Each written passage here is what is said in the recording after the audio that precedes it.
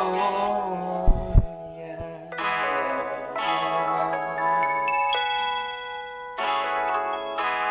ไม่เข้าใจหรอกการเดินทั้งไกลนับปีถึงตายได้คุณไม่เข้าใจหรอกตัวผมเป็นยังไงตอนคุณ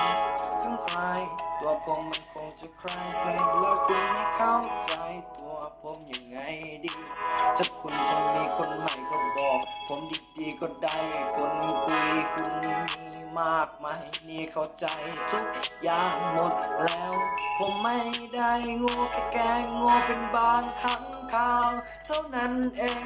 ถ้าหากคุณไม่เข้าใจผมจะพูดไปและพูดออกในใจถ้าหากคุณไม่เข้าใจแล้วผมจะพูดตอนนี้อีกไปถ้าคุณไม่เข้าใจผมจะพูดไปเหมือนคุณอยู่บนแสงบนนบีบนนภาคุณไม่เข้าใจหรอกที่ผมเป็นคุณไม่เข้าใจตัวผมจริงๆเข้าใจอยู่ว่าตัวคุณ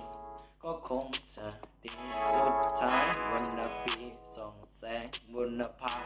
ผมรู้ทุกอย่างและทุกอย่างที่คุณทำผมรู้หมดไอ้คำสัญญาที่เคยให้คุณไว้ผมจะไม่เลิกคุณ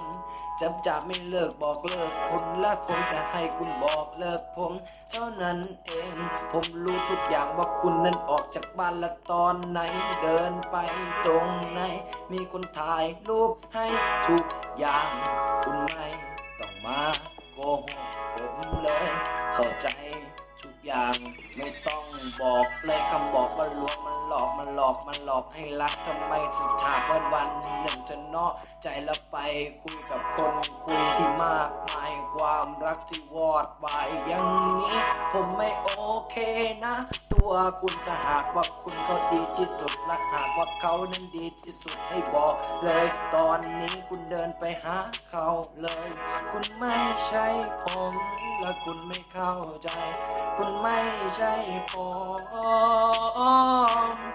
ถ้าหากวันหนึ่งเขาเดินมาแล้วบอกว่าขอพบได้ไหมกันดา